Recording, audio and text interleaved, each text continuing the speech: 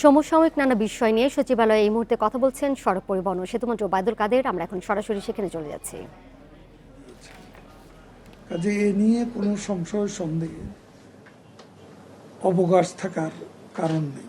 একটু সন্দেহ সৃষ্টি হচ্ছে বিশেষ করে সম্রাট সাহেবের বিষয়ে, তাকে আপনারা ছাড় দিচ্ছেন।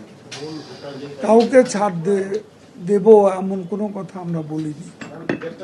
এখন যাকেই আপনি গ্রেপ্তার করবেন সেটা তদন্ত করে উপযুক্ত প্রমাণ নিয়েই গ্রেপ্তার করার মতো অবস্থা হলে অবশ্যই গ্রেপ্তার করা হবে, এবং এটা বলা আছে যে কাউকে ছাড় দেওয়া হবে না। কাজেও এখানে কোনো ব্যক্তি বিশেষ এখানে কোনো বিষয় নয়। ব্যক্তি যেই হোক, অপরাধ হলে, অপকর্ম করলে আর সাম্প্রতিক অভিযানের টার্গেট হলে অবশ্যই ব্যবস্থা নেওয়া। প্রধানমন্ত্রী বলেছেন যে দরকার নাই। সেকেন্ড, আপনি একদিন বলেছিলেন যে সরকারি দলের বাইরে অন্য দলেরও যদি থাকে তাদেরকে জড়িত করবে।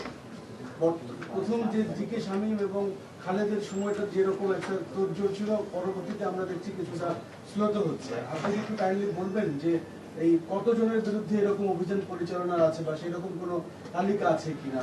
কতজন ঠিক এ ধরনের কোনো তালিকা বিষয় নেই।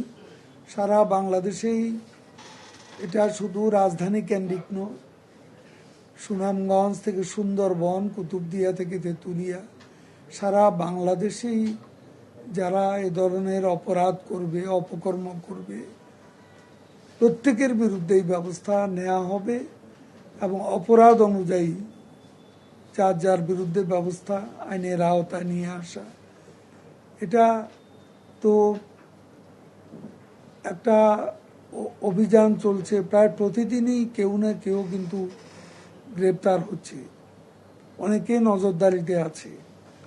এখানে তালিকার বিষয়টি স্বরাষ্ট্র মন্ত্রণালয় বলতে পারে, আমি তো তালিকার বিষয় বলতে পারি না, এটা কারণ ওই মিনিস্ট্রির বিষয়। তবে আমি এটুকু বলতে পারি, সারা দেশে এইসব অপকর্মের সাথে যারা জড়িত তারা কিন্তু গোয়েন্দা নজরদারিতে আছে। প্রধানমন্ত্রী নিজেও খোঁজখবর নিচ্ছেন, তিনি এখন দেশে ফিরেছেন, এখন এ অভিযানে চলবে সে আভাস তিনি দিয়েছেন। এখন কার কার বিরুদ্ধে ব্যবস্থা নেবেন এবং তদন্তে চিহ্নিত দোষী ব্যক্তিদের বিরুদ্ধে ব্যবস্থা নেবেন, সেটা এখন পরিষ্কার হয়ে যাবে। তবে আমি যে কথা আগে বলেছি, অভিযান কোনো বিশেষ ব্যক্তি বা গোষ্ঠীর বিরুদ্ধে নয়, অভিযানটা হলো অপরাধীর বিরুদ্ধে।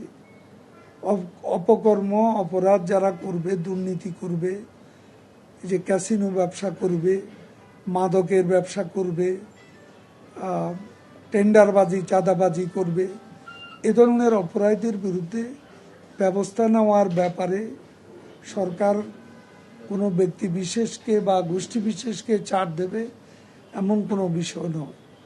আর এখানে যে দুর্নীতির বিষয়টা, দুর্নীতি শুধু আওয়ামী লীগের দুর্নীতি নয়, অতীতে যারা ক্ষমতায় ছিল তারাও দুর্নীতি করে কে কতটা সম্পদের মালিক হয়েছে সেটার হিসাবও তো নিতে হবে। এটা কোনো পার্টিকুলার দলের বিরুদ্ধে অভিযান নয়। সরকারি দল শুরু করেছে নিজেদের ঘর থেকে, নিজের ঘর থেকে শুরু করতে হবে। সেটা সরকারি দল এটা প্রমাণ করতে চায় যে আমরা নিজেদের লোকজনকে শাস্তি দিতে চাই প্রথম, যেটা অতীতে কখনো হয়নি। আপনি দেখেন বিএনপি আমলে তাদের এত দুর্নীতি, লুটপাটের সাথে এত লোক জড়িত, তাদের নেতাকর্মী একজনকেও শাস্তি পেতে হয়নি।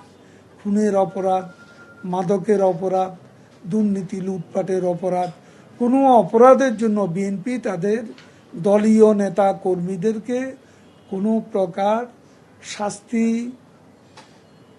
বা আইনের আওতায় আনেনি যেটা শেখ হাসিনা করতে পেরেছেন, এটা অতীতে আর কেউ ক্ষমতায় থেকে নিজের দলের বিরুদ্ধে অভিযান, শুদ্ধি অভিযান অন্য কোনো দল বাংলাদেশে করেনি, যেটা শেখ হাসিনা আজকে করছেন। আমরাই সে সৎসাহস দেখাচ্ছি যে দলের লোক হলো তার অপরাধ ক্ষমা করব না। কাজে অন্য বাইরে যারা আছেন তারাও কেউ অপরাধ করলেও সেটাও ছাড় দেওয়া হবে না।